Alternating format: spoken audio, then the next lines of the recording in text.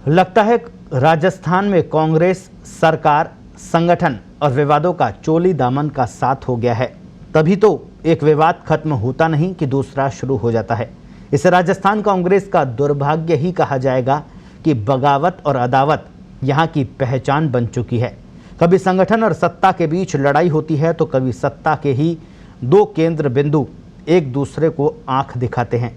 खास बात यह है कि विपक्ष को घेरने के लिए बुलाई जाने वाली बैठक में सत्ता पक्षी एकजुट नहीं हो पाता, लिहाजा अंदर की लड़ाई खुलकर बाहर आ जाती है। आखिर कैसे, देखिए इस खास रिपोर्ट में।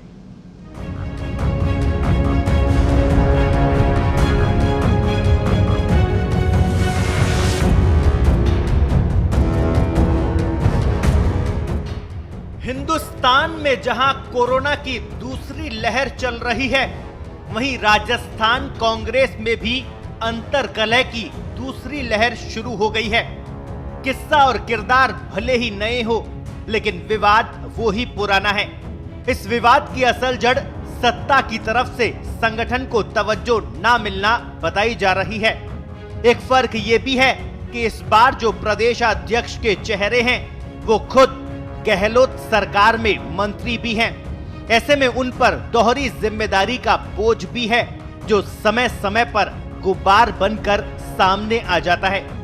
इस बार का किस्सा है गहलोत मंत्री परिषद की बुधवार को हुई बैठक बुलाई तो गई थी राजस्थान बोर्ड की 10वीं और 12वीं की परीक्षाओं पर फैसला करने के लिए, मगर यहां तो सरकार के दो मंत्री ही एक दूसरे का फैसला कर लेने की बात कहने लगे और खुद के सुपीरियर होने का दावा भी करने लगे।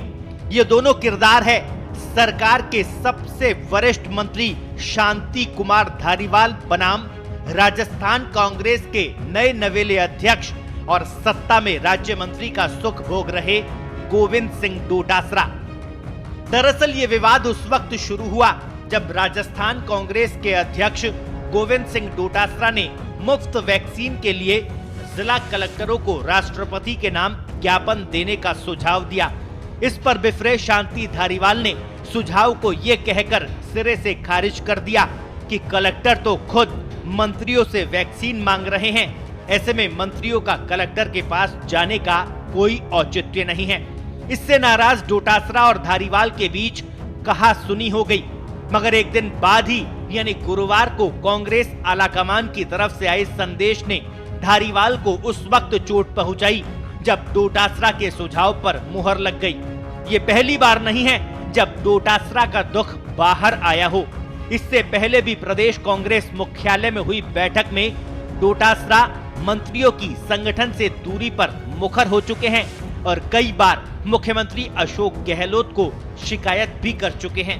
राजस्थान में जब से कांग्रेस की सरकार बनी, उसके बाद मुख्यमंत्री पद को लेकर अशोक गहलोत और सचिन पायलट के बीच जो झगड़े चले वो सरकार के 2.5 साल पूरे होने तक अभी भी बरकरार है। 1 साल पहले हुआ मानेसर प्रकरण भी इसका एक पड़ाव था।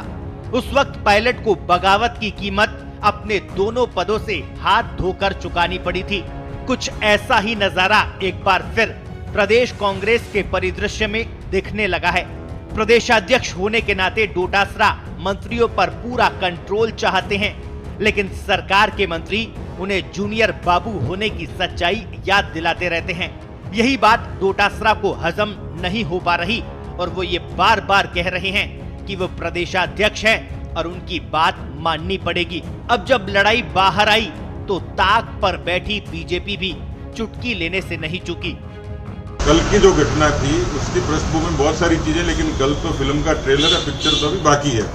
लेकिन ऐसा लगता है कि इनके इस झगड़े से राजस्थान की जनता को बड़ा नुकसान हुआ है। कोरोना के कुप्रबंधन का ये बड़ा कारण था और इसलिए वैक्सीन के मसले में दो मंत्रियों का, जिम्मेवार मंत्रियों का जो दृश्य पूरे राजस्थान ने देखा है, ये अब साफ हो गया कि इनकी नीयत राजस्थान की जनता की जिंदगी बचाने की नहीं थी, ये कुर्सी बचाने में लगे और कुर्सी भी लड़ लड़ के बचा रहे। बीजेपी से मुद्दा बनाने लगी तो सरकार के ही मंत्री प्रताप सिंह खाचरियावास इस झगड़े को पार्टी का लोकतंत्र बताने लगे।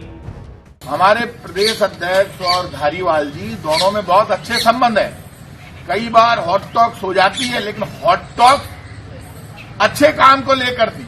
वो भी कह रहे थे कि हमें विरोध करना है, फ्री वैक्सीन दिलवानी है, डोटासरा जी ने कहा, और धारीवाल जी भी कह रहे थे फ्री वैक्सीन दिलानी है। दोनों की बात एक ही थी और कोई मिसअंडरस्टैंडिंग हो गई, हॉट टॉक्स हो गई, लेकिन वो बात वहीं खत्म हो गई। राजस्थान का हर मंत्री, हर विधायक, हर कांग्रेस का कार्यकर्ता एक है। यही असली डेमोक्रेसी है कि एक दूसरे से वाद विवाद होता है, इसी को लोकतंत्र कहते हैं। इसको पॉजिटिव वे में सोचना चाहिए, नेगेटिव वे में नहीं। अब मंत्री जी को कौन बताए कि अगर ऐसे ही कांग्रेस का लोकतंत्र सड़कों पर आता रहा तो फिर प्रदेश की जनता किसके भरोसे रहेगी। इस राजनीतिक विवाद के मायने को समझे तो अब लड़ाई रुकने वाली नहीं है। पूरे घटनाक्रम के दौरान मौजूद रहने के बावजूद मुख्यमंत्री अशोक गहलोत की चुप्पी इसके संकेत दे रही है। अब देखना यह होगा कि पायलट प्रकरण में लगभग फेल हो चुका कांग्रेस आलाकमान इस चिंगारी को यहीं रोकेगा या फिर इसे भी वरिष्ठ विधायक हेमाराम चौधरी के इस्तीफे की तरह प्रदेश कांग्रेस का ही मुद्दा बता देगा। देखना यह भी दिलचस्प होगा कि अब तक अपनी भूमिका में पूरी तरह विफल हो चुके अजय बाबू की चुप्पी एक बार फिर राजस्थान कांग्रेस में मानेसर का प्रकरण दोहराएगी। स्पेशल रिपोर्ट, पत्रिका टीवी।